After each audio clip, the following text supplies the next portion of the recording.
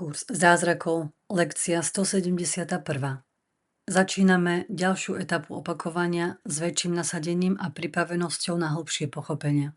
Prosíme Boha o vedenie, upokojenie pochybností a podporu na ceste k pravde.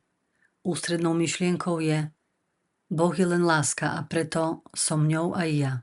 Všetky cvičenia nám majú pomôcť čoraz plnšie rozpoznať túto pravdu o našom pravom ja, nezmenne zjednotenom s Bohom, dokonalom v láske a poznaní. Cieľom je pripomenúť si našu večnú prirodzenosť a návrat k vedomiu jednoty s Bohom. Každý krok nás približuje k tomuto cieľu. Nejdeme sami, sme zjednotení s našimi bratmi.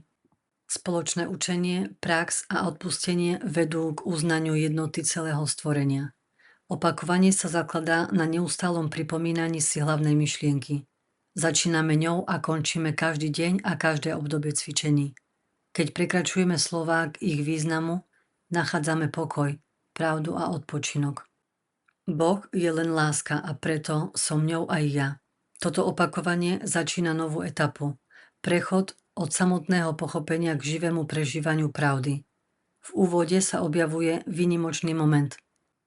Boh sa obracia priamo na teba, pripomínajúc, že si jeho hlasom, očami, dlaňami a nohami, prostredníctvom ktorých sa dostáva do sveta. Je to pripomienka, že nikto nie je menej dôležitý ani menej hodnotný. Každý človek je rovnako cenný, milovaný a potrebný. Nielen vyvolení či výnimoční majú vplyv na svet. Každý z nás sa podieľa na uzdravovaní prostredníctvom svojich volieb, postoja a svedectva života. Všetko je ozvenou hlasu hovoriaceho v mene Boha. Pripomína, že pravda sa môže vyjadrovať cez každého z nás. Naopak, moc rozhodnutia patrí mne, zdôrazňuje našu zodpovednosť za voľbu medzi strachom a láskou, ilúziou a pravdou. Kurs nás dlho viedol k novému spôsobu vnímania, oslabujúc presvedčenia ega a otvárajúc zmysel inej perspektíve. Teraz však už nejde o ďalšie vedomosti či analýzu, ale o skúsenosť. Určité pravdy nemožno plne pochopiť intelektom, možno ich len prežiť. Hoci doteraz boli naše kroky neisté, teraz sa blížime k väčšej istote cieľa. Každé cvičenie nás približuje k rozpoznaniu našej pravej prirodzenosti a života z úrovne lásky. Si dôležitou súčasťou Božieho plánu.